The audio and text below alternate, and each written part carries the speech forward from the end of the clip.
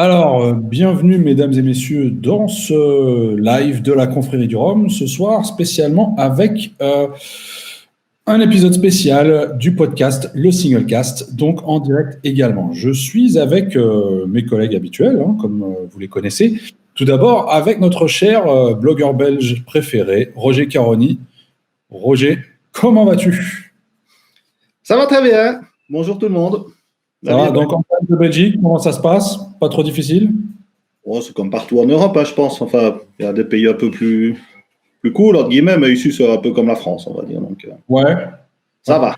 C'est pas évident, mais on fait aller. D'accord. Alors, on va directement enchaîner avec un autre blogueur moustachu avec une superbe chemise ce soir, Laurent Cuvier, qui est avec nous, alias l'homme à la poussette. Laurent, comment vas-tu? Super. Tu viens de balancer tous mes secrets de présentation avant que je ne sois l'image. Il fallait que quelqu'un le fasse. Donc, Du coup, j'ai plus rien à dire. Si, il y a une barbe d'à peu près 3 mètres de long. Sinon, ça va. Très jolie barbe, très jolie moustache. Ne t'inquiète pas, tout va bien. Le live, de toute façon, il fallait bien qu'on fasse quelques efforts. Donc, bah ouais, voilà. Et on ne le présente plus. Sa Majesté romienne, Jerry Gitani. Bonsoir Jerry, comment vas-tu? Bonsoir tout le monde, ça va très très bien. Voilà, je suis parmi mes fleurs, je m'occupe toute la journée de fleurs et c'est très bien. Très bien. Alors, on est ce soir ensemble pour un podcast, un singlecast un peu particulier, parce qu'on le fait en direct dans la série des directs de la Confrérie du Rhum, donc sur la Confrérie du Rhum. Et à partir de maintenant, vous pouvez interagir avec nous en direct durant toute cette émission, qui a bien sûr un sujet. Mais avant ça, on souhaite peut-être faire un petit quelque chose. Il y a quelqu'un qui a un anniversaire aujourd'hui, quelqu'un qui est non seulement administrateur de la Confrérie du Rhum, également blogueur et grand amateur de ce qu'on fait. Olivier Scars, joyeux anniversaire à toi. Happy birthday. Moi, je me sers. Joyeux anniversaire Olivier. C'est mérité. Donc, si tu nous regardes, je pense que là, il doit être en train de faire la fête. Il nous regardera peut-être en replay, mais ça lui fera le petit clin d'œil. Voilà. Alors, ce soir, une émission particulière, comme je disais, dans laquelle vous pourrez réagir. Alors, bonsoir à tous. On voit vos commentaires. Bien content de vous voir, les Laurent. Les Laurent. Ah bah oui, forcément, il y en a deux. Voilà, donc on parle des deux Laurent, on parle de Jerry. Bref. On ne va pas relever. Le sujet de ce soir, on nous a longtemps demandé dans plusieurs commentaires quel était le sujet de ce soir. Alors, le sujet de ce soir, un peu particulier, on l'a gardé surprise, et un sujet qui peut amener à polémique. Les rhums édulcorés sont-ils issus de vraies traditions ou sont-ils de simples fantaisies marketing? Donc, ça sera notre sujet. On va parler sucre ce soir et de rhum sucré. Mais avant ça, on va donner la parole à notre cher Roger qui va nous faire les news de la soirée, comme dans chaque émission. Roger, on t'écoute. Voilà, écoutez, depuis la dernière émission, il n'y a pas eu 50 ans en plus. J'en ai trouvé deux ce matin. Donc, je ne sais pas si vous connaissez Massam, embouteilleur italien, qui vient de Maryse Samaroli. Donc, c'est la veuve de Silvano Samaroli, qui met en bouteille les fûts de leur collection privée. Et donc, l'année passée, on a eu droit à Porte-Morand 2003 et Hamden 92, plus des whisky. Et ils vont revenir cette année avec un nouveau batch du Porte-Morand 2003. Donc, c'est prêt. On attend juste que les petits soucis européens se calment avant la sortie. Et une news un peu plus belge, Hubert Corman m'a annoncé ce matin qu'il préparait un embouteillage d'un vieux St. James pour la fin d'année. Sur lequel il va refaire une étiquette personnalisée comme il l'avait fait pour le Bali, le Trois-Rivières, entre autres. Bon. Voilà. Donc, encore un bon St. James à prévoir pour la fin de l'année. Je pense que ça fera 2 années de suite où en fin d'année, on aura de magnifiques St. James, si je peux me permettre. Oui, je sais, il faut se lancer des fleurs de temps en temps. C'est le thème de la soirée, apparemment. Donc, voilà. Ouais, une partie de l'écran. Donc, voilà. Bon. En tout cas, merci Roger donc, pour ces infos. On va revenir donc au sujet de la soirée qui finalement intrigue tout le monde. C'est, je le répète, les rhums édulcorés sont-ils issus de vraies traditions ou sont-ils de simples fantasy marketing? Alors, il me semble que Jerry a la possibilité de nous en dire un peu plus. Jerry, d'où vient ce phénomène? Est-il nouveau? Peux-tu tout nous dire parce que tu sais? beaucoup dire. C'est beaucoup dire, en fait. Non, mais en fait, oui, tu as parlé de sucré, mais on peut parler plutôt de sauce ou de bouquet, hein, qui est un usage qui se fait depuis très très longtemps, en fait, hein, depuis que le rhum existe. Le rhum, les rhums, on va dire, de mauvaise qualité, il y avait une pratique qui consistait à ajouter une sauce qu'on appelle le bouquet ou le bouquetage dans des eaux de vie, hein, le mot qui est employé en France notamment. Mm-hmm. Et quand on remonte, quand on regarde cette tradition, enfin ce process, on va dire, de fabrication, est utilisé dans pas mal de pays producteurs de rhum, en fait, hein. En Guyane britannique, le Guyana, qu'on connaît bien maintenant, il était de tradition de produire donc un condensé à base de fruits qu'on faisait macérer dans un distillat et auquel on ajoutait un peu d'eau, on le diluait et on le mettait à vieillir de quelques mois jusqu'à 3 ans en fût. Et ce mélange était ajouté au rhum standard, et était vendu comme ça localement et même à l'exportation. Ça, c'était en Guyane britannique. On retrouve le même phénomène dans les îles, notamment les îles espagnoles, à Cuba. Par exemple, il était de tradition de fabriquer ce qu'on appelait la mezcla, qui est un peu le même process que ce qui se faisait au Guyana, sauf qu'il rajoutait aussi un peu de vin cuit là-dedans. Et on a des exemples, voilà, c'était une tradition cubaine de pratiquer cela. On a des exemples de rhum qui ont été très célèbres, hein, pour citer par exemple Mathusalem. Et donc les producteurs de rhum faisaient ces condensés, et c'était des secrets de fabrication en fait. Ils ne divulguaient pas leurs secrets. Et même dans les îles anglaises, alors là je vais peut-être faire bondir Richard Seale, mais il ne comprend pas le français, il écoute peut-être, mais voilà. Eh bien, à la Barbade, ils le faisaient aussi, ils le pratiquaient. Alors là, c'est plutôt Alexandre Gabriel qui va être content. Mais à la Barbade, ils pratiquaient, ils ajoutaient aussi dans les rhums, ils ajoutaient des fruits secs. Et donc, vous voyez que c'était une pratique qui se faisait beaucoup au niveau des producteurs de rhum il y a très très longtemps, hein. C'est très détaillé dans le livre de Kervégan, hein, qui est l'un des meilleurs livres sur le rhum. Il y a plus de 500 pages avec des précisions chimiques, etc., où il décrit très très bien ce phénomène. Il y avait aussi cette pratique au niveau des négociants. Les négociants qui recevaient du rhum en vrac et qui, eux, faisaient leur propre petits mélanges et leurs petits additifs, et là, ils rajoutaient aussi des sirops, du sucre. Et c'est là où ça devenait un peu plus, je veux dire, à l'époque, les fraudes n'étaient pas telles que maintenant, il n'y avait pas de régulation comme aujourd'hui, et donc c'était des pratiques très courantes que faisaient aussi les négociants. Alors ça, c'était à l'époque, effectivement. Est-ce qu'on peut en déduire que, effectivement, par rapport à certains pays, c'était vraiment des traditions qui, aujourd'hui, peuvent encore être valables dans certains de ces pays? Alors, c'est des traditions qui continuent à le faire, avec peut-être plus de transparence maintenant. Par exemple, dans les îles françaises, ça se pratiquait pratiquement pas. On a eu l'exemple de la Favorite, mais qui, là où, au niveau, pour les gens qui connaissaient la distillerie, c'était transparent, hein. Le père Dormoy a toujours dit qu'il mettait des pruneaux dans ses fûts à l'époque. Donc voilà, mais cette tradition peut continuer.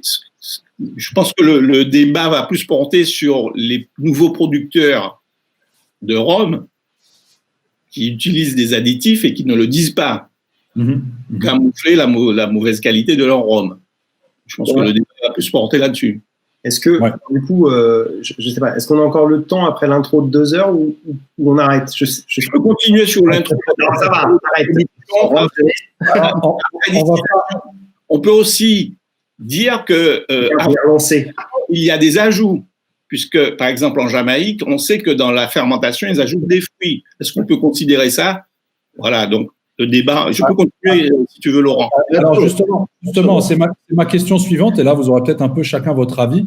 Je vais juste faire une petite parenthèse par un commentaire. Il y a quelqu'un qui me demande ce qu'il y a dans ce verre. Alors, c'est un Dillon 2003, donc voilà, pour ceux qui cherchent. Et sinon, on me dit un petit Caroni 17 ans Vélier pour Roger National, à ta santé. Donc, un commentaire très belge avec le petit drapeau. Donc, voilà, ben, il a bien raison.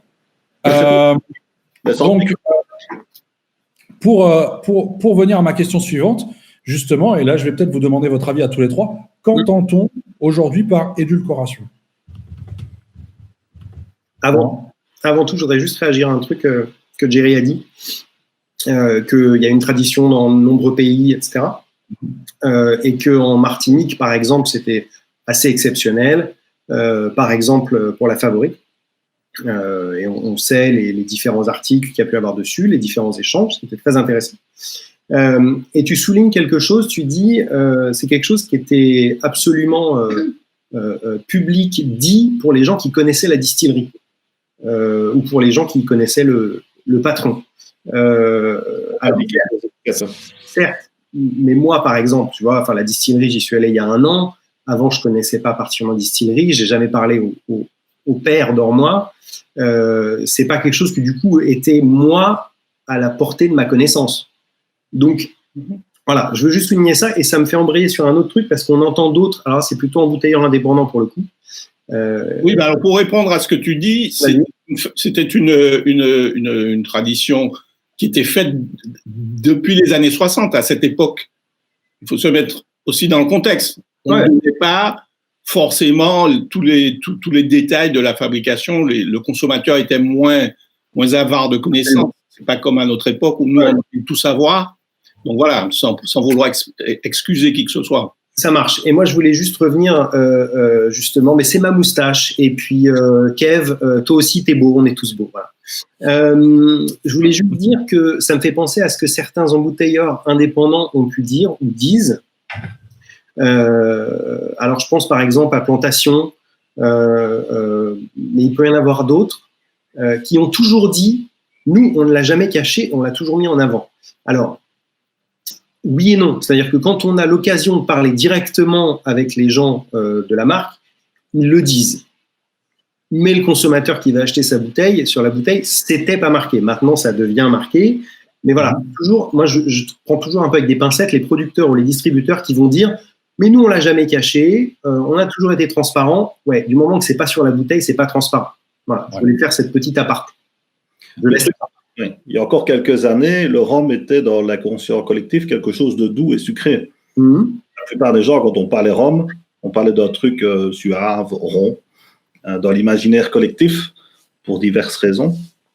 C'est vrai que hormis les rhums d'AOC, Orphlibust, qui eux ont suivi à partir des années 80, je pense, un petit peu, même avant l'AOC, à devenir beaucoup plus pur, entre guillemets. La plupart des autres rhums étaient édulcorés et fort réduits par principe. Donc, ça n'a pas été non plus quelque chose de très bénéfique pour la cause du rhum. Vu que les gens ont été habitués à goûter du rhum directement saucé, sans être trop péjoratif. Après, un ajout de sucre peut être considéré effectivement comme quelque chose de saucé, vu qu'on rajoute un caramel au rhum. Et je ne pense pas que c'était toujours pour masquer un défaut. Je pense que c'était juste, surtout, les gens voulaient que le rhum soit comme ça à une certaine époque parce qu'ils ne connaissaient peut-être pas simplement le vrai goût du rhum tel que maintenant on commence à le percevoir avec pas mal d'indépendants qui jouent un peu plus le jeu par rapport aux fûts qu'ils reçoivent. Parce qu'après, il y a beaucoup de fûts qui arrivent aussi chez les brokers et qui sont déjà saucés avant d'arriver. Mais oui, je pense que les gens sont plus au courant maintenant qu'il y a encore 10-15 ans. Donc, c'est difficile à rattraper, quelque chose comme ça. Moi, j'ai des amis qui aiment bien le whisky. Quand je leur parle de rhum, c'est « Ah ouais, non, ton truc sucré, on ne veut pas. » quoi. Après, tu leur fais...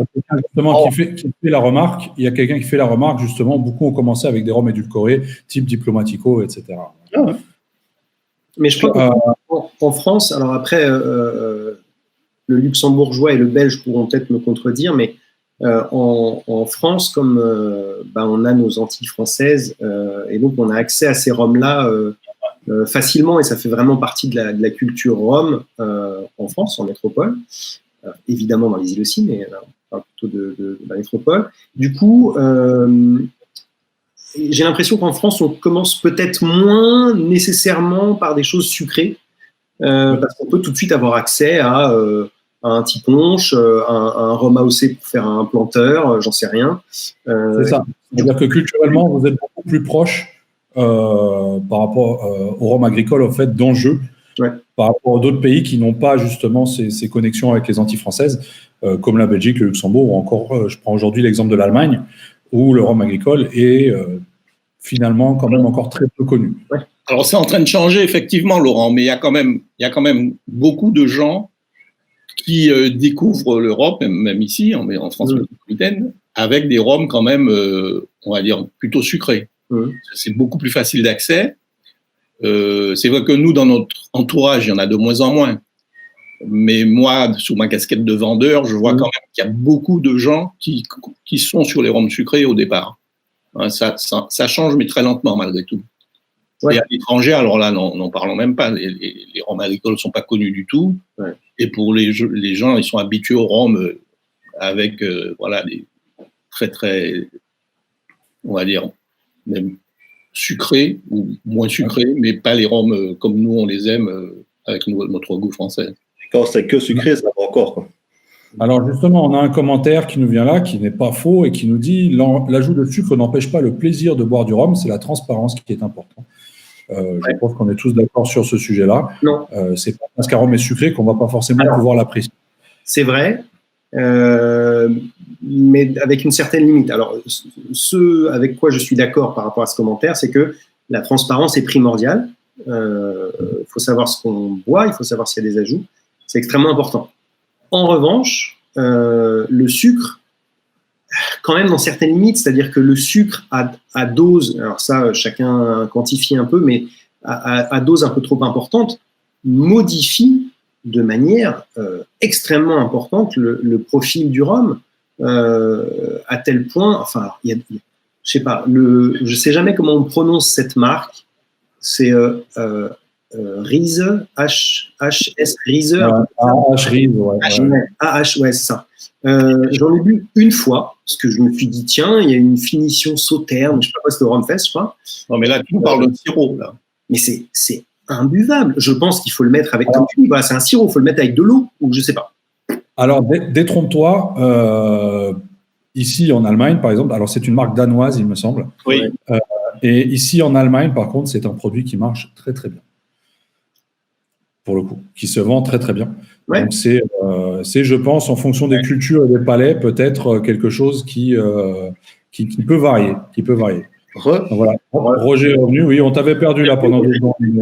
Écoute, c'est les aléas du direct. Hein. Je suis au fond de mon jardin.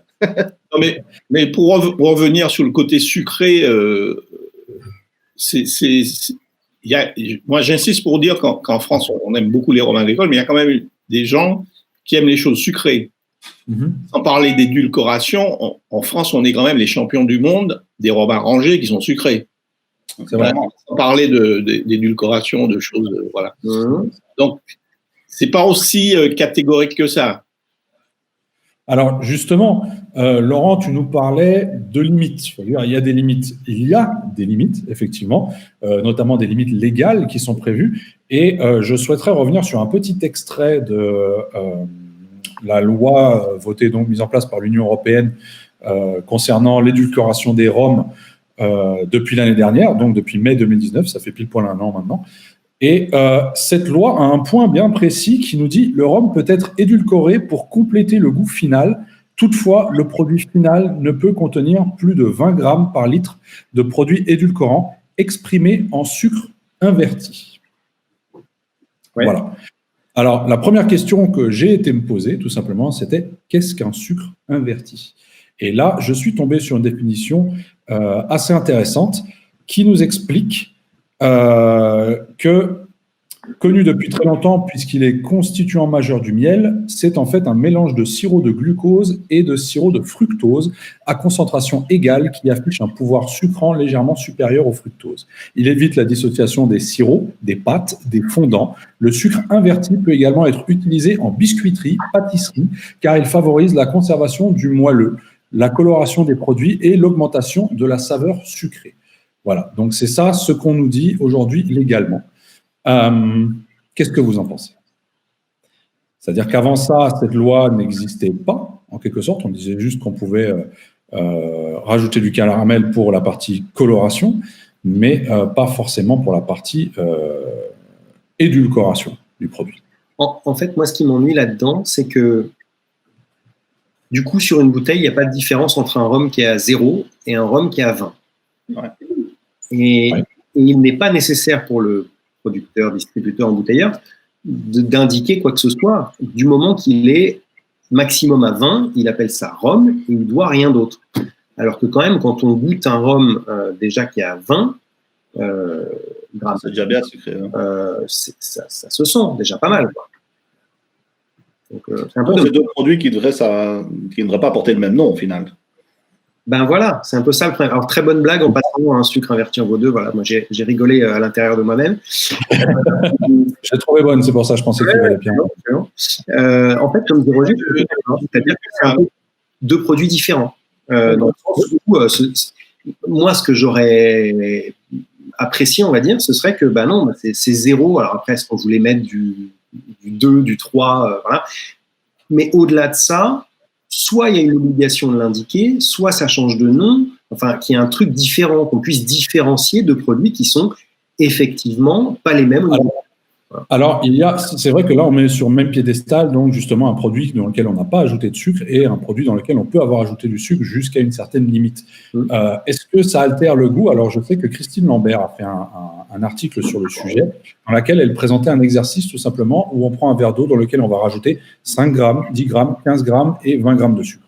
Et elle en a conclu tout simplement que jusqu'à 10 grammes, on ne voit absolument aucune différence d'un point de vue gustatif, et que c'est à partir de 12, voire 15 grammes, qu'on voit effectivement les premiers résultats arriver au niveau des arômes. C'est-à-dire que là, effectivement, on commence à sentir le sucre en bouche. Donc, jusqu'où est-ce qu'on pouvait mettre cette limite? J'imagine bien qu'il fallait en mettre une quelque part. Maintenant, pourquoi 20 grammes? Très bonne question. Je ne sais pas. Non, ça ne change peut-être pas le goût, mais ça change quand même la croche en bouche, non? Tu as un truc plus liquoreux, forcément, avec 10 grammes de sucre. Ça change la couleur, très certainement. Oui, mais même le corps. Je veux dire, tu as quelque chose de plus gras. J'ai pas fait l'exercice pour le coup. J'ai pas fait expérience. Jerry, tu voulais dire quelque chose? Je disais que ça dépend aussi de la puissance. Oui, évidemment, si ton rhum est... Du sucre en question. Ouais. C'est tout à fait possible. C'est tout à fait possible. Alors, justement, on me demande si j'ai un lien pour cet article. Oui, je vais reposter l'article dans les commentaires plus tard, donc après le live, comme ça vous pourrez voir. Sinon, Letty Mathieu, sucre, caramel, glycérol, vanilline, c'est quoi l'édulcoration? On y reviendra un peu tout à l'heure, parce qu'effectivement, c'est pas tout la même chose. Il y a des produits qui sont prohibés, d'autres non. Et puis même, il y a vanilline et vanilline.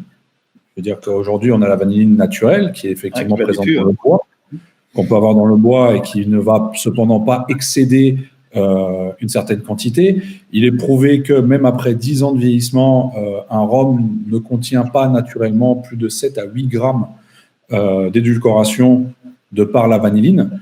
Donc, on arrive rapidement, via des tests, à voir si ça a été rajouté artificiellement ou pas. Donc, voilà. Mais moi, ce que je voulais vous proposer, c'était un petit jeu. Vu qu'on est en live, d'ailleurs, vous aussi, si vous nous suivez, vous pouvez éventuellement jouer avec nous. Un petit quiz sur l'édulcoration, c'est-à-dire que ça va être très simple. Je vais vous donner des références de rhum et vous allez essayer de deviner si c'est saucé ou pas. C'est-à-dire que si ça rentre dans les clous, surtout de l'Union européenne ou pas. Ah, donc voilà. Ça peut être jusqu'à 20 grammes et on doit dire que ça va, quoi. Ça peut être plus. Voilà. C'est-à-dire que. Alors, pour faire plus simple, si c'est situé entre 0 et 5, on va dire que c'est naturel. Et donc, on en conclura qu'il n'y a rien d'ajouté. D'accord? Si c'est entre 5 et 20, ça sera édulcoré, mais légal. Et au-delà de 20, pour le coup, on sera dans le rouge. Eh ben, on va en dire des conneries, vas-y. Ah, tu nous fais pas goûter, là. Ah non, je ne vous fais pas goûter. C'est des références que normalement vous êtes censé connaître. Ah, je pensais qu'on allait recevoir un petit set de samples et tout. Ah non, quand même pas. On n'est pas aussi organisé que ça. On n'a pas les budgets. Donc voilà, on va compter les points. Donc vous aussi, chers auditeurs, si vous écoutez ce podcast ou que vous nous suivez là en direct dans les commentaires, n'hésitez pas à jouer. Donc la première référence de ce petit quiz sera l'Angostura 1824. C'est plus que 5. Pardon? Le Plus que 5 grammes, non? Ou le 1919? 1824. Je dirais plus que 5 grammes. Mais de quelle année? Le récent. Le récent. Le récent. Alors, 1832.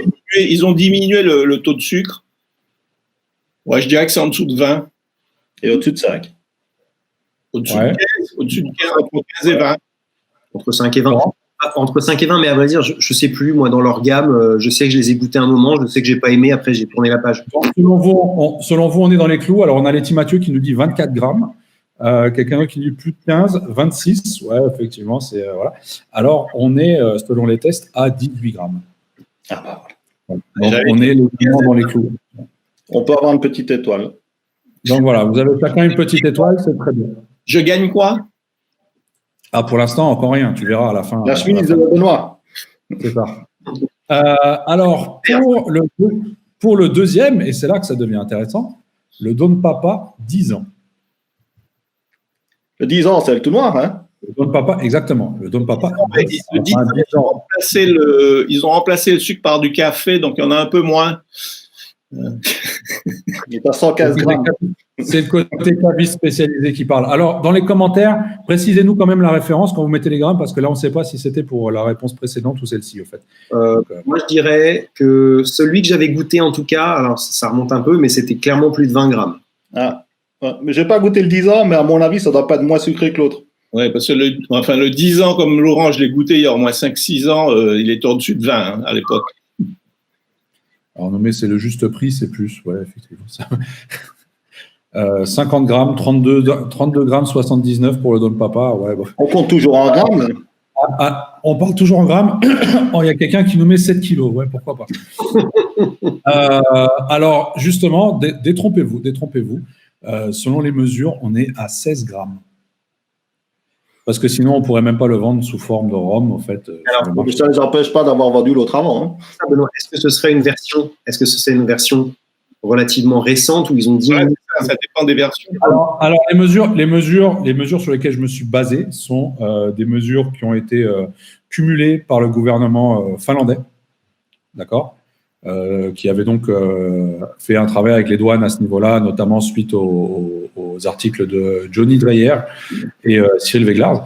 Et donc c'est vraiment sur ces chiffres-là que je me suis basé. Et là, on est sur des chiffres qui datent de 2018. Voilà. Bon. Et donc, on est à 16 grammes pour le Don Papa 10. Donc, voilà, pas d'étoile pour vous sur ce coup-là. Alors, pas d'étoile. Je sens que Laurent et Roger vont... Ils sont importants. Ouais, là... Non, goûte. Après, c'est le 10. Après, c'est le 10. C'est pas le traditionnel, c'est le 10. Bien sûr. Alors, moi, je voulais dire que dès que l'occasion se présentera, je sauterai dessus pour pouvoir déguster ça. Et que, Tu nous diras quoi hein? Bien sûr. Et que dans tous les cas, que ce soit un article sur le sujet. Le 7 ans, je crois, c'est un 7 ans l'autre. Ah, 7 ans. 10 ans, les deux sont mauvais. On peut continuer. Donc, toujours une étoile. Ensuite, ouais, voilà. Ensuite, l'Appleton, 21 ans. Moi, je dirais moins de 20. Moi, je dirais moins de 20 aussi. Mais je dirais quand même plus que 5. Ouais, c'est vrai qu'au goût, il y a une certaine sucrosité, mais je dirais moins 20. Mais plus que 5. 20. Alors, après, la question, Non. Alors, le truc, c'est qu'évidemment, tu poses la question. Donc, tout de suite, on se dit, il y a un piège et tout, machin. De base, je pense qu'ils ne sont pas sucrés. moi, j'en ai pas dit 0. Il y a un ajout colorant pour garder la trame, parce qu'il les filtre au charbon, je pense. Puis après, il les recolore pour garder une certaine trame. Je pense qu'ils font ça chez Appleton. À vérifier, mais il me semble que oui. Et donc, il y a des ajouts, entre guillemets. Mais on n'est pas très haut. Hein. On ne doit pas être, à mon avis, 8, 6, je ne sais pas. Pour moi, il me semblait qu'Appleton, au même titre que, sans doute, je ne vais pas dire une connerie, mais l'intégralité des rhums jamaïcains, ils n'ont pas le droit de mettre du sucre. Donc, je pense qu'ils s'en servent pour la coloration. Mais je suis pas sûr qu'il recolore Appleton, qu'il filtre et qu'il recolore. Moi, ça me dit rien, en tout cas. À vérifier, mais il me semble que oui. Mais bon, Jerry, on va été voir sur place. Hein. Jerry, t'en dis quoi? Tu en penses quoi, à ton avis? L'Appleton, Ouais, Appleton 21. j'ai pas le chiffre, mais c'est vrai qu'au goût, je le trouve à le 21 ans. Hein. Oui, oui, oui. C'est vrai qu'au goût, je le trouve un peu sucré, mais bon, je n'ai pas de chiffre. Mais je dirais peut-être naturellement qu'il est autour de 14-15. Ok. Laurent, plus de 5 ou moins de 5? Moi, je dirais moins de 5. Et Roger? Plus que 5, mais moins de 20. D'accord. Bah, ça sera une étoile pour Laurent, pour le coup, parce qu'il est effectivement à 4. Voilà. Donc, c'était justement, il y a des petits pièges. C'est un peu impressionnant parce qu'il a effectivement ce goût très suave. Ouais. Avec le côté un peu liquoreux, café, caramel, un peu très gourmand finalement. Et il est dans les clous, même largement dans les clous, puisque c'est situé entre 0 et 5. Donc voilà. Donc ça fait 2 points pour Laurent, 1 point pour Jerry, 1 point pour Roger. Ensuite, voilà, Pousseurs, 15 ans. Là, on est dans des références un peu poussées, sans mauvais jeu de mots. Le Pousseurs, 15 ans. Ça fait longtemps que j'ai goûté ça. Ah ouais, Et, des trucs qu'on goûte plus, qui se vendent Je plus. pense que c'est quand même sucré. Hein. Ça doit être moins de 20. Le On pousseur, doit être à 15, à mon avis. hein? 10, 15, non? Ouais, entre 10 et 15. Hein. entre 10 et 15, Laurent. Entre 5 et 20. Alors, Très fort, Laurent. alors, pas du tout. On est à 24 grammes. 24. Pour le Ah oui, quand même. Oui. À 24 grammes, effectivement. Ce rhum, moi-même, j'étais étonné en voyant ces chiffres parce que en mémoire, je l'avais vraiment pas pas aussi sucré que ça. Et finalement, il s'est avéré qu'il était. Quand il y a la puissance, on sent un peu moins le sucre. Exactement. On sent peut-être moins l'édulcoration, moins le sucre finalement. Donc voilà, on est toujours à 2 points pour Laurent, 1 point pour Jerry, 1 point pour Roger. Ensuite, le Flor de Cagna, 12 ans. Flor de Cagna, pas de sucre. Roger? Aucune idée, je n'ai jamais goûté. Donc, Bah, 10 plus de 20 au cas où. Ouais, Bonne ouais. chance. Ça nous fera des 19,87. 19,87. 19,87, eh ben non, pas du tout, effectivement, il n'y a aucun ajout de sucre dans les rhums Flor de Cagna. ajout chez Flor de Cagna. Donc ça se situe entre 0 et 5, effectivement. Ouais. Comme quoi, si je peux me permettre, c'est pas parce qu'il n'y a pas d'ajout de sucre que c'est bon. Voilà. Ah, tu veux dire que c'est pas bon, Flor de Cagna? Alors, tu en tires les conclusions que tu le souhaites. Ton avis. Après, c'est sûr que si un rhum était bon parce qu'on ne mettait pas du sucre dedans, ça se saurait. C'est un peu facile. De la même manière, ce n'est pas parce que c'est un rhum que c'est sucré. Absolument, la preuve. Et ce n'est pas parce que c'est un rhum d'Amérique centrale que c'est sucré. Voilà, c'est ça. C'est une des exceptions, en fait, Flor de Cagna. Une des exceptions dans le monde des rhums. Donc voilà, donc ça nous fait 3 points pour Laurent, 2 points pour et 1 point pour Roger. Alors, il nous en reste encore 2. Le suivant, un peu particulier, le Optimus 25, mais attention, whisky finish en fût de tomatine. Oh non, non. Chier, là. Et- donc, on est sur du Oliver Optimus 25, mais en fût de whisky. Bon, on va dire 15. Hein. Oui, mais est-ce que c'est un tomatine qui a vieilli en fût de Jerez ou pas? C'est pas précisé. Parce que bon, là, tu nous donnes des trucs. Bon, Optimus en général, ils sucrent pas beaucoup, presque pas. Je dirais, entre 5 et 10. Ouais. Attends, Roger, Laurent. s'il sucre pas beaucoup, parce que moi, je me rappelle de trucs assez velus niveau sucre. Hein. C'est le caviste qui parle. Après, c'est... Bon, ben moi, je vais dire plus de 20 parce que je la connais pas, cette finition. Je vais juste me baser sur Optimus. Voilà. Ok. Non, je reste sur mon 15, mais bon. Sur ton 15, eh ben, pas du tout. C'est Laurent qui a raison, effectivement. On est à 34 grammes quand même. Putain, Laurent, il est fort. C'est du Oliver Oh, et il est bien Oliver. sûr que c'est ça son problème. Même avec la finition whisky, ça reste du Oliver et Oliver. Et finalement, ça reste des produits très, très sucrés. Voilà. Alors, on nous demande si c'est le finish qui apporte le sucre. C'est une réponse à laquelle on va répondre juste après. Bah, c'est un surplus de... Je vois bien les petits commentaires que vous mettez. Vous inquiétez pas, on voit un peu ce que vous mettez comme commentaire. C'est intéressant. Bien de voir que vous prêtez au jeu. Et donc voilà, le dernier. Alors, le dernier, avec un petit piège. Le rhum Clément, single cask, vanille intense. 0 pour Laurent. Je partirais qu'il est en dessous de 5. Ouais. Ouais. En dessous de 10. Ouais. En dessous de 10 ou en dessous de 5? En dessous de 10. En dessous de 5. Plus que 5, je dirais. Ouais. Alors non, pas du tout. Il est en dessous de 5, effectivement. Il se situe entre 0 et 5. Il y avait le petit accrochage sur le vanille intense, mais il fallait le préciser. Et donc voilà. Je pense que les scores, on est avec un grand gagnant qui est Laurent. Félicitations. Bravo, Laurent. Voilà, bravo. On peut l'applaudir. C'est magnifique. Voilà. Tu n'as absolument rien gagné en dehors de cette information. En dehors de l'information suivante, c'est qu'on a également prélevé le taux de sucre du Malibu, la liqueur de coco fabriquée à la Weird, donc à la West Indies Rum Distillery, qui appartient à Maison-Ferrand aujourd'hui. Et est-ce que quelqu'un a une idée de combien de sucre ça contient en grammes par litre? Ça c'est Plus que beaucoup. C'est trop pour nous, ça. Trop pour nous. 90. 90. Tu dis la même chose. Attends, c'est vu. On est à 200 grammes de sucre par litre. Voilà. Donc je pense que c'est un peu, je vous en remets. Pardon? Je dis, il en reste un peu, je vous en remets. Oh oui.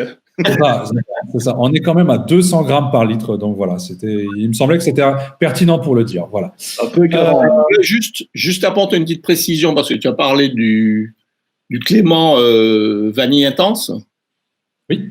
Juste pour préciser qu'il n'y a pas de sucre, mais qu'il n'y a pas c'est pas un finish vanille. Hein. C'est juste le type de fût et la chauffe du fût qui va apporter ce côté vanille. C'est pour ça que j'ai choisi cet exemple, justement. C'est pas un rhum arrangé à la vanille, quoi. Non, il n'y a pas un finish vanille. C'est vrai que c'est quand même assez couillu d'appeler ça.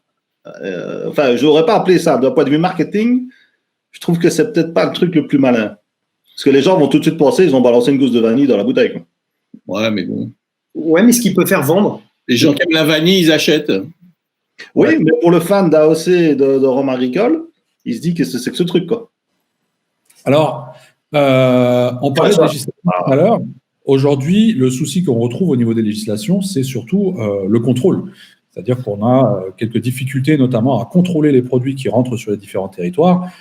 Et parfois, les législations d'un pays à l'autre sont contradictoires ou peuvent l'être. Et il n'est pas toujours évident de pouvoir contrôler ça. Alors en France, c'est la DGCCRF qui s'occupe de ces contrôles-là. Et je pense qu'il était quand même important de noter que selon les contrôles réalisés par la DGCCRF en 2018, sur 53 rhums hors dom-tom, 44% de ces rhums-là comportaient des anomalies concernant l'ajout d'arômes, de glycérol et la mauvaise indication du degré d'alcool. Ce qui est quand même énorme. C'est-à-dire ils sont bloqués dans ces cas-là? Ou ils ont juste une amende? Alors, tout repart ou tout est détruit, oui, effectivement. Okay. Donc, tout repart aux frais du producteur ou bien tout est détruit. Donc, voilà, pour réétiquetage, mais je pense que c'est un constat quand même assez alarmant et assez impressionnant quand on compte que plus de la moitié des rhums qui sont donc importés de pays qui ne sont pas les Antilles françaises ne respectent pas les législations européennes. Ben, le problème, c'est un petit peu comme Chantal Comte m'avait expliqué. Quand on parle de rhum agricole martinique ou de rhum de tradition anglaise ou de rhum de tradition sud-américaine, pour reprendre en gros le schéma, on parle quand même de produits qui ne sont pas spécialement les mêmes. La base n'est pas, ça reste la canne à sucre, mais il y en a, c'est du pur jus, d'autres de la mélasse. Et puis les façons de faire ne sont pas identiques non plus. Je pense que c'est ça aussi le gros problème du rhum, c'est qu'on se retrouve avec des produits assez différents l'un de l'autre qui se retrouvent sous la même appellation. C'est ça le gros souci en fait. C'est qu'il n'y a pas vraiment un terme générique pour rhum. Bon, il y a rhum avec H, sans H et avec O, mais bon. Ça c'est des traductions à la limite, c'est juste des traductions. C'est ça. Je pense que c'est un peu le gros souci dans le monde du rhum actuellement. C'est que tu peux mettre sur la même table un Zapaka 23 où il est marqué rhum et un Nesson 15 ans où il est marqué rhum aussi, quoi. Et les gens vont regarder et puis voilà. Et la plupart du temps, ils prennent le Zacapa 23 parce que ça coûte un petit peu moins cher. Parce que c'est Ah non, pardon. Pardon? Et puis parce que c'est un 23 ans. Ah ben oui, c'est un vieux. 23 ans. Mais bon, c'est vrai que dans chaque région, il y a la notion du rhum et la définition du rhum est effectivement différente. Et c'est vrai que la discussion qu'on a là ce soir, si tu la passes dans un pays latin, les gars, ils comprendront même pas ce qu'on raconte. Ah oui, parce que la tradition là-bas, c'est d'édulcorer le truc. Mais tu n'as pas ça avec le cognac, l'armagnac ou le whisky. Je veux dire, Oui. le whisky, c'est du whisky. Parce que ce sont des produits qui sont déjà produits dans les normes des pays européennes, en fait. Dans les pays des normes européennes. C'est-à-dire qu'on a tout spiritueux est en fait finalement régi par au moins 2 réglementations, parfois même 3. Donc il y a la réglementation du pays producteur et puis il y a celle de la loi européenne, finalement, qui sont souvent d'accord, à moins que le pays producteur, lui, soit plus strict que la loi européenne. Dans ce cas-là, c'est appliqué. Je prends l'exemple de l'AOC Martinique, qui est plus strict finalement que ce que prévoit la législation européenne. Du coup, ça rentre dans l'ordre. Et à l'inverse, par contre, on a des pays qui sont beaucoup plus souples que ce que prévoit le pays consommateur ou la législation européenne. Et c'est là qu'il commence à y avoir conflit, justement. Aux Philippines, ils sont plus light, par exemple. Pardon ? Je dis aux Philippines, ils sont plus légers.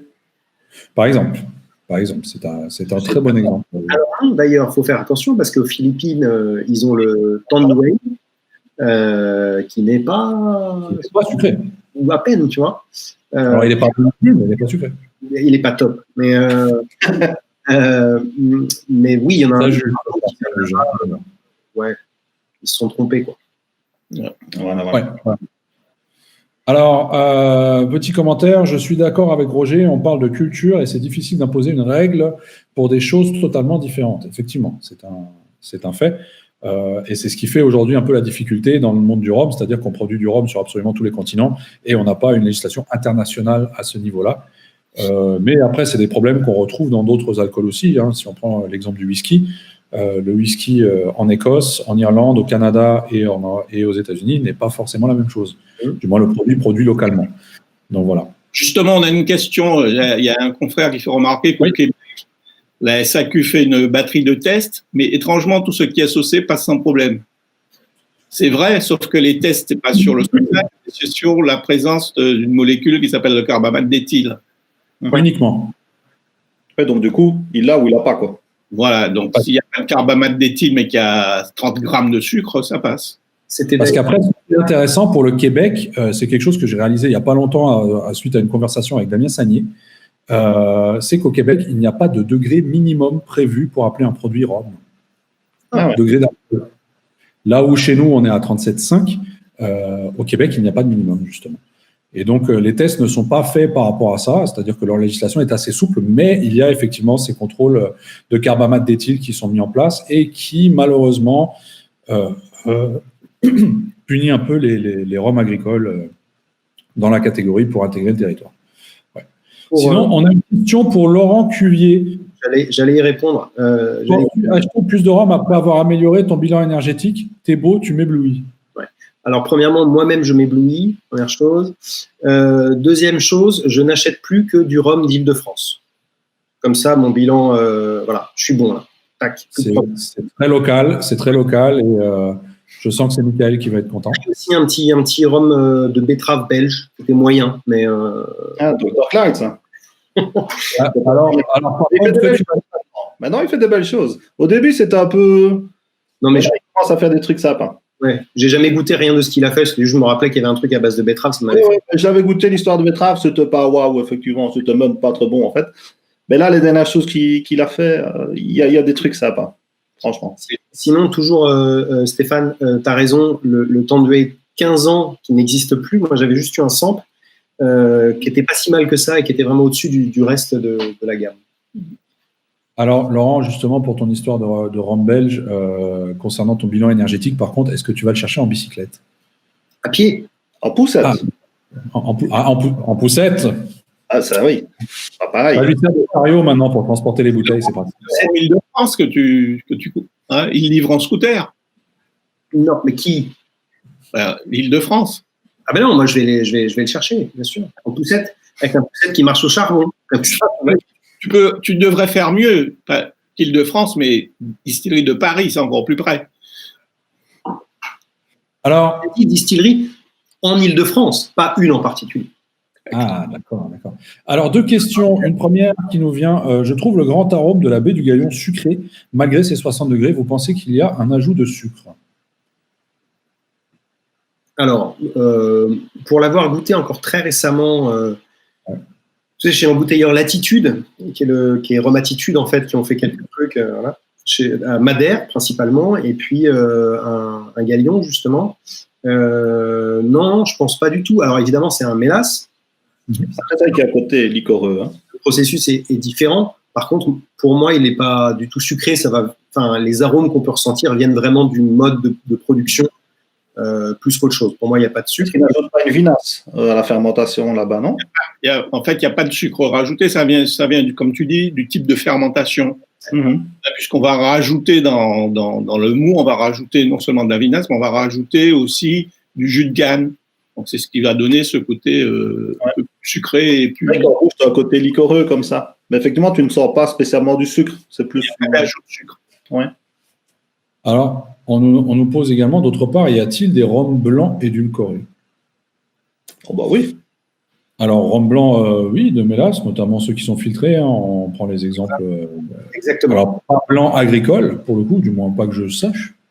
Ah ben non. Mais voilà. Non, mais oui. après, il y a effectivement les blancs filtrés au charbon. C'est-à-dire des blancs qui sont en fait des vieux, qui sont reblanchis. De 3-4 ans, hein, souvent. Ouais, voilà. Même parfois, ça va plus haut, mais c'est souvent 3-4 ans, tu as raison. Et au-delà de ça, de vrais blancs, donc non vieillis, là, j'en ai pas en tête. Parce que souvent, au final, les blancs de mélasse sont plutôt des produits à mixologie. Et du coup, de toute manière, dans un cocktail, tu vas déjà rajouter tes ingrédients. Donc, tu n'as pas besoin de sucre dans ton rhum. Donc, j'en ai pas en tête, en tout cas. Alors, tout à l'heure, il y a une question qui avait été posée concernant les finishes. Est-ce que les finishes peuvent être considérés comme édulcoration? C'est une grande question.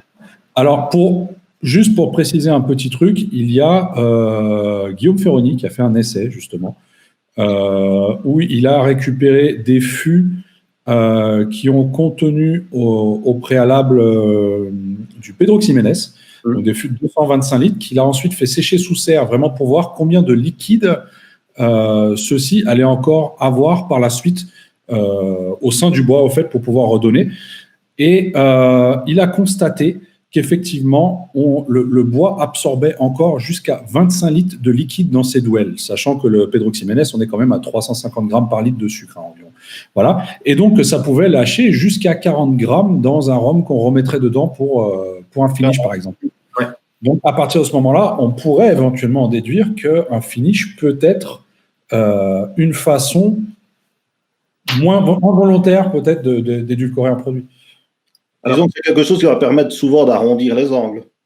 Oui. À penser qu'il reste quelque chose, même si c'est pas voulu. Enfin, quand tu mets du rhum dans un fût de PX qui n'a rien contenu d'autre avant que du PX, tu sais qu'il va quand même rester pas mal de jus dans les douelles, comme on disait. Mais effectivement, souvent, ça arrondit.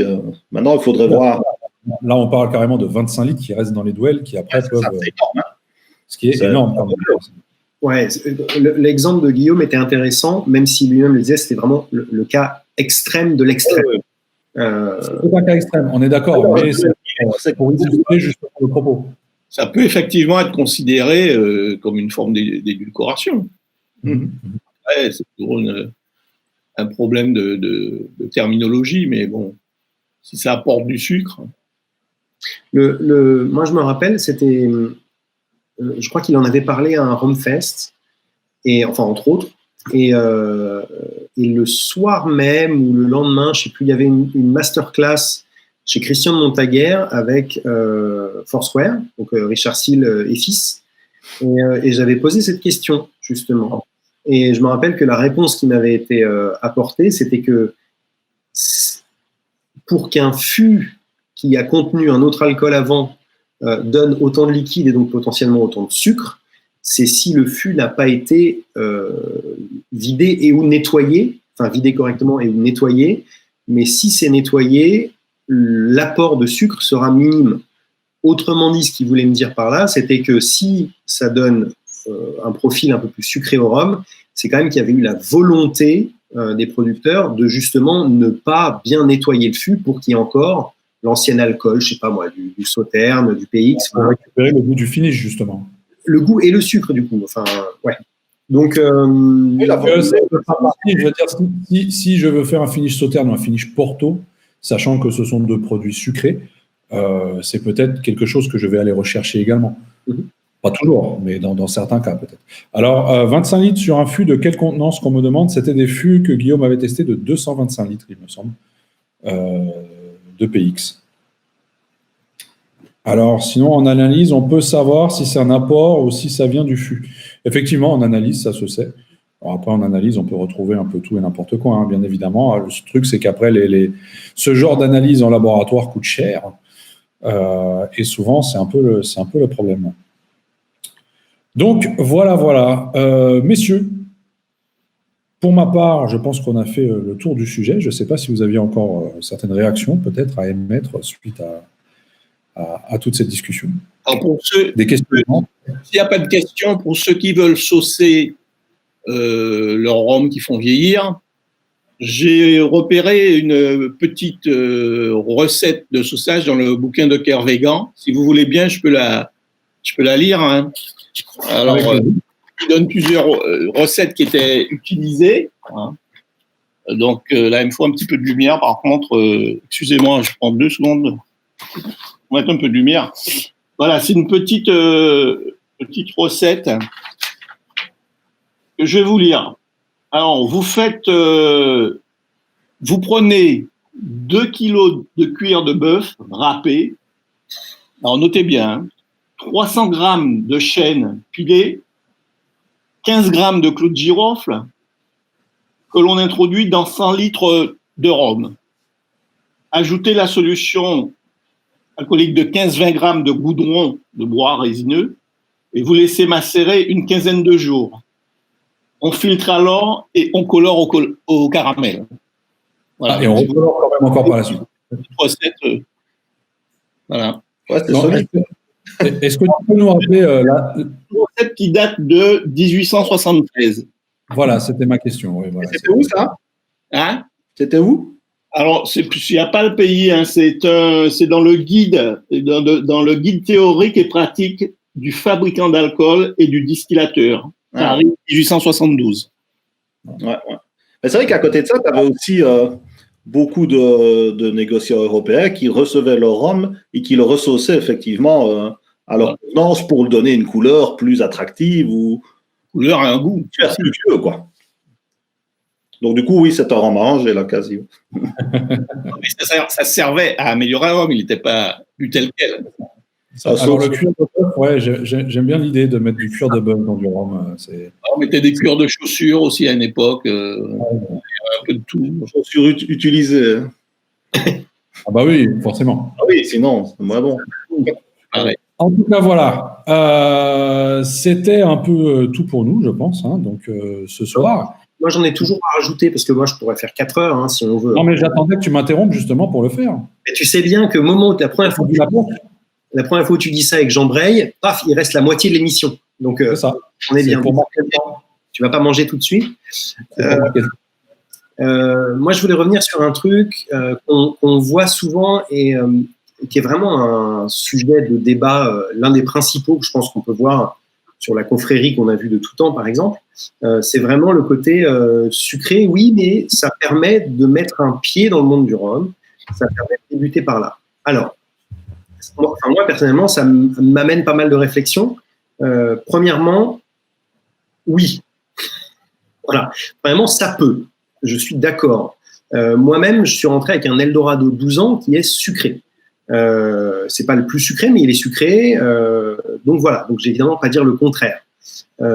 En revanche, c'est pas du tout l'unique porte d'entrée. Il y a des gens qui n'ont jamais bu de Don Papa et de Diplomatico, par exemple. C'est possible aussi. C'est la première chose. Par contre, ce qui est un peu ennuyeux, et souvent, malheureusement, les débats sur certains groupes tournent autour de ça, c'est un peu le pugilat entre les défenseurs d'un côté, les défenseurs de l'autre, et ça n'amène pas grand-chose. Et souvent, les arguments d'un camp comme de l'autre, je les trouve un peu pauvre et peut-être un peu trop sur les sentiments, quoi, sur la réaction. Ce qui me semble, moi, surtout sur un groupe comme quand même la Confrérie du Rhum ou d'autres groupes où on est censé être des amateurs de rhum, donc on est censé être des gens qui vont s'intéresser un peu au sujet, que ce soit au niveau production, que ce soit au niveau variété de l'offre de rhum, de tous les profils qui peuvent exister. Et du coup, c'est intéressant. Enfin, moi, je trouve ça bien que des gens disent, alors d'accord, tu bois ça maintenant, je t'invite à essayer ça et ça, tu découvriras peut-être un profil un peu moins trafiqué, un peu plus naturel. Et c'est dommage que très souvent, bah voilà, hop, ça arrive tout de suite au fist fight. Alors que voilà, ça, pour moi, ça témoigne bien souvent les gens qui vont faire un étalage de bouteilles où il y a à peu près 100% de rhum qui sont trafiqués, sucrés. Il est normal que des gens viennent leur dire, bah là, les rhums que tu as font tous partie de la famille des rhums sucrés, édulcorés. Si tu veux découvrir une autre facette, va voir ça, ça, ça. Parce que c'est comme ça aussi qu'on s'améliore. Si on reste sur notre truc Riese là à 90 grammes tout le temps, bah pour le coup, non, on connaît pas le rhum du tout. Donc, les gens qui sont sur ce genre de groupe, profitez qu'il y ait des gens qui sont là pour vous conseiller et qui peut-être ont fait ce cheminement déjà, ou profitez de super blogs, j'en ai un en tête, mais je ne le dirai pas, pour justement… Le blog arrangé.eu. Je pensais au même. Ah, bah oui. Je pensais au même. Ouais. Et du coup, voilà quoi, profitez de ça, profitez des gens qui sont là, ne vous bloquez pas sur les critiques, parfois un peu acerbes, je dois l'admettre, parce que l'intérêt de ce genre de groupe, c'est justement d'échanger, de découvrir d'autres choses, de se faire guider par les gens qui connaissent un petit peu plus. Donc voilà, soyez ouverts. Des gens que ça n'intéresse pas non plus, des trucs pas sucrés, tu vois? Qu'ils aillent sur la confrérie du rhum sucré. Ah, bah tu peux être sur la confrérie du rhum, mais parler de… Tu vois? Quel beau message en bandeau. On ne sait pas cliquer. Alors, le souci après, c'est que malheureusement, et ça, c'est pas un souci, enfin, c'est pas un truc qui date d'hier, c'est qu'on a, comme tu disais, les gens qui sont peut-être moins tolérants ou moins regardants avec les gens qui démarrent, justement, qui cherchent à découvrir, et directement qui vont venir bâcher le truc et se défouler dessus en mode « je connais mieux que toi, moi je sais, t'es qu'une merde ». Enfin, c'est dit assez violemment, on essaye quand même de contrôler ça d'une manière ou d'une autre depuis pas mal d'années maintenant, même si c'est clairement pas toujours évident et que ça a causé pas mal de problèmes par certains moments. Voilà. Voilà. Pour un souci d'équité, on va mettre la deuxième banderole, voilà. Hein. On est comme ça, nous, on est équitable, c'est pour ça. En tout cas, voilà. De manière générale, il faut être curieux. C'est ça. C'est ça. Je dirais même aller un peu au-delà du rhum de temps en temps pour voir ce qui se passe et découvrir d'autres arômes, d'autres saveurs. Et je pense qu'il ne faut pas s'arrêter à une idée préconçue en se disant non, moi, par exemple, le rhum agricole, j'aimerais jamais, c'est trop sec. Allez, il faut essayer des trucs, quoi. Pas tout de suite, évidemment, le machin à 800 balles, hein, mais tu peux trouver des bons rhum agricoles à 40 €, c'est magnifique. Hein. Ouais, il faut aller chez les bons cavistes, les goûter. Aller chez un caviste et parler au caviste, effectivement. Ouais, par exemple. Moi, je n'aime pas les rhums sucrés, mais je suis quand même assez tolérant avec les gens qui aiment. J'essaie de leur expliquer pourquoi je l'aime pas et j'essaie de leur faire goûter. Personnellement, j'ai pas de rhum sucré chez moi. J'ai même pas de rhum arrangé chez moi. Mais les gens qui aiment, je respecte leur choix, mais j'essaie de leur faire découvrir autre chose, comme disait Laurent. Et il y en a beaucoup qui ont franchi le pas et qui me disent oui, eh ben, effectivement, maintenant je bois des rhums qui sont pas sucrés, mais ça m'arrive quelquefois de retourner sur un rhum sucré. J'ai même vu Benoît Baye boire un Abuelo récemment. Exactement. Donc, je l'assume totalement. J'ai bu un verre d'Abuelo finition cognac, il me semble, il n'y a pas longtemps, et j'ai trouvé ça sympa. Voilà, ça change. C'est qu'un cigare. Il y a eu une petite réaction violente de la part d'Abuelo quand même taquine de la part d'Abuelo en commentaire. C'était marrant. Enfin, je vous laisserai aller regarder donc sur Instagram. Moi, je pense mais voilà. Deux trucs. Il y a quelqu'un qui disait dans les commentaires, alors j'ai pas les noms, mais tous les goûts sont dans la nature. Oui, et évidemment, je mets pas ça en cause.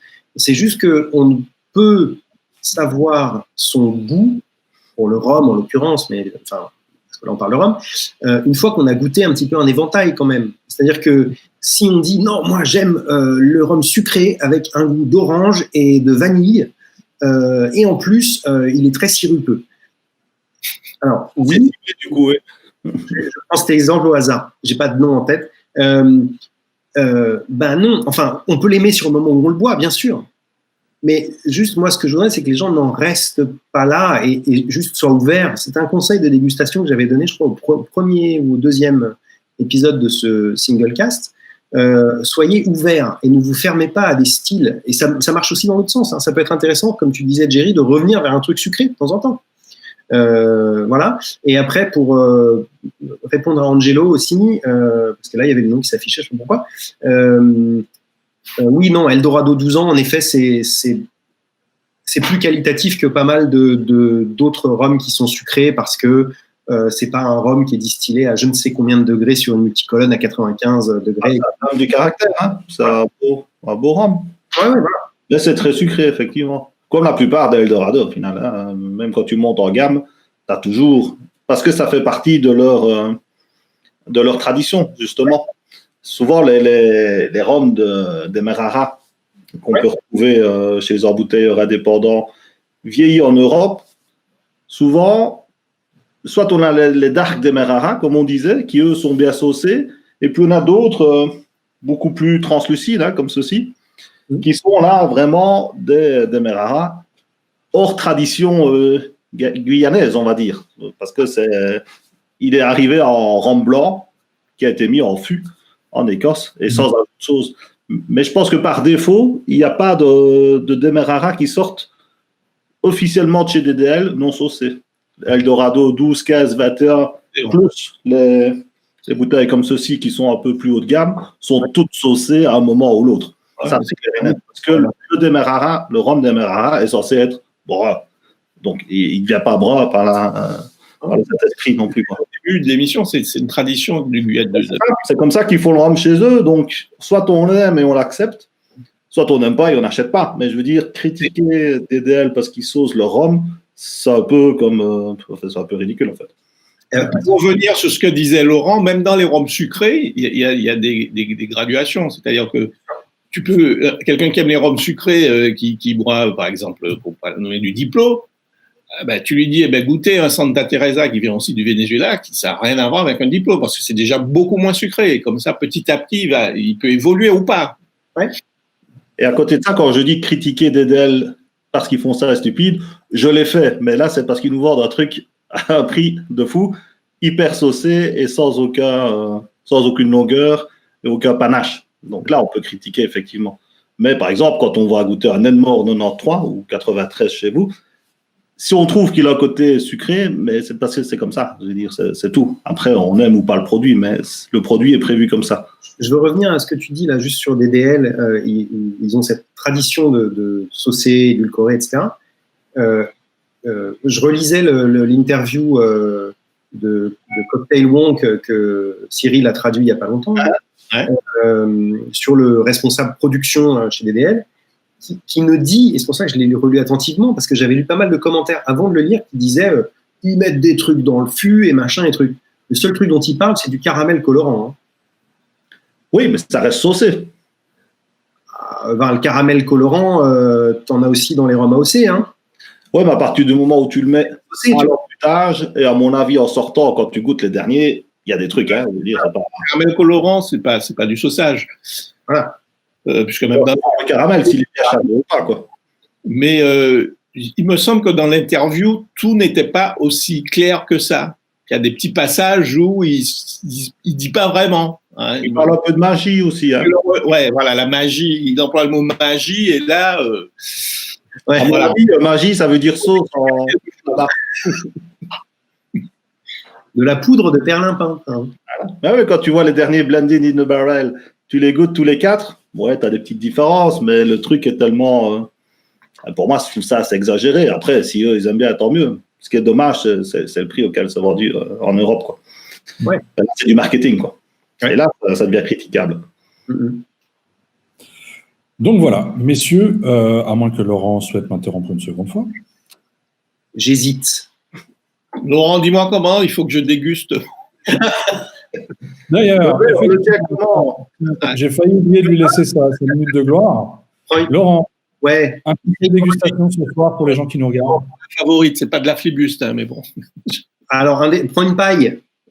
Non, je rigole. Ben non, mais du coup, ça me fait revenir. Je voulais parler d'autre chose, mais ça me fait vraiment revenir sur cette histoire de rester ouvert. C'est-à-dire que ça me semble tellement important quand on s'intéresse. Ça marche pour tous les produits, mais parlons du rhum.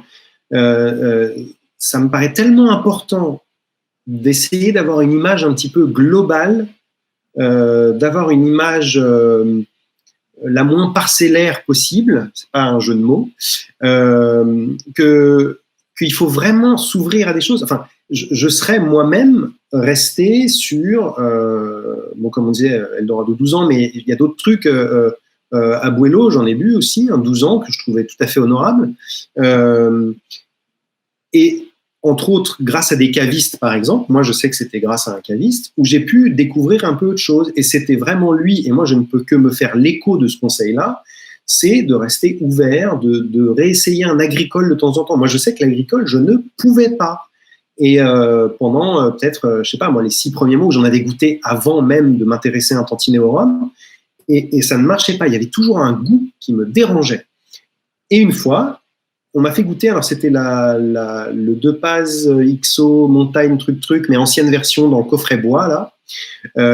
Et c'est ça vraiment qui m'a fait, au final, tomber dans l'agricole. Ce qui ne veut pas dire que j'ai arrêté tout le reste. J'ai continué pendant un moment à mélanger les deux, entre guillemets, alors pas dans le verre. Hein. Et du coup, voilà, restez ouvert. Soyez, et je sais que c'est pas toujours facile, mais soyez également réceptifs aux critiques qu'on appellera constructives, parce que sinon, voilà, vous allez vous priver de choses absolument magnifiques, et qu'on ne peut apprécier quelque chose que si on a une image un petit peu globale. Alors c'est ma vision. Hein. Tout le monde il faut avoir aussi effectivement un caviste dans la région qui peut permettre ce genre d'apport. Alors c'est vrai. Il y a 50 cavistes en spiritueux et encore 50 bons. Tout à fait, tu as raison. Et c'est pour ça qu'il y a quand même quelques ersatz où on peut trouver quelques. Il y a des sites, par exemple, Internet, qui vendent des échantillons. Oui, bien entendu. C'est une excellente manière. On achète nos 4-5 centilitres, on se prend une dizaine de samples et on essaie des trucs qu'on n'a jamais essayés. Pour un risque très limité, c'est souvent 3-4 euros, quoi, ou 5-6, ça dépend un petit peu la référence. Quoi. Les groupes Facebook sont une excellente source d'information. Je ne parle pas des blogs, mais j'en pense pas moins. Donc voilà, il y a quand même énormément de sources d'informations, même si on n'a pas un caviste à proximité, pour nous venir en aide un petit peu et nous aiguiller, nous tenir un peu la main de temps en temps. Voilà. Comme dit Roger, non seulement il faut un caviste à proximité, mais il faut quand même un bon caviste. Une petite anecdote, j'ai une amie qui m'envoie une photo d'une bouteille de Don Papa, elle me dit, j'ai des amis qui viennent de m'offrir ça. Alors je lui explique ce que c'est. Elle me dit, je viens de perdre des amis. Je lui dis, non, garde tes amis. Mais je pense que tes amis, ils ont perdu un caviste. Parce que il a dû leur lui dire, ça c'est le meilleur rhum actuel. Et voilà. Donc là, c'est. Mais j'ai cette anecdote où j'étais un peu peiné, où tu veux pas faire de la peine aux gens qui te l'offrent. Mais moi, j'avais un oncle, il y a des années de ça, il y a peut-être 4-5 ans, qui me dit, je suis passé chez mon caviste, je lui ai dit que j'avais un neveu, il aimait bien le rhum, il s'intéressait, tout ça, et bim, Don Papa 7 ans, quoi. Ouais, j'ai eu droit aussi à cette belle surprise. Je crois que tout le monde a reçu une bouteille un jour ou l'autre. Qui voulait me faire plaisir. Donc, voilà. Voilà, justement, alors encore la dernière anecdote, c'est que pareil, un neveu qui vient de Cave de province et il me dit, je sais que tu aimes le rhum et m'offre une bouteille de Diplo. Je le remercie gentiment en souriant et le soir, ma fille me dit, mais tu sais, même quand tu souriais, ça se voyait que tu n'étais pas content. Ben oui, c'est pas toujours facile de masquer sa joie, on va dire. Ok, bon, je propose dans ce cas-là qu'on va s'arrêter sur ces jolies paroles. En ce qui concerne ce live, il sera en replay, donc comme toutes les vidéos de la confrérie du Rhum, et également en podcast dans 2 semaines sur iTunes et Spotify. Et puis, messieurs, nous, on se revoit d'ici presque un mois. Hein. Donc voilà, on va avoir une petite pause, justement, histoire de se remettre les idées en place, pouvoir faire un tri dans nos chemises et dans nos pensées. Et puis voilà. Voilà. En tout cas, je vous remercie d'avoir participé à ce live, également aux auditeurs. Merci d'avoir participé, d'avoir été aussi nombreux, surtout à réagir dans les commentaires. C'est très intéressant. Je pense qu'on va repasser tout ça au crible un peu maintenant, après le direct ou demain. Je vais également vous partager l'article dans les commentaires dont je parlais tout à l'heure de Christine Lambert. Et puis voilà. Merci beaucoup. Et puis, en vous souhaitant une bonne soirée. Merci. Merci les confrères et merci les collègues. À la prochaine. Ciao.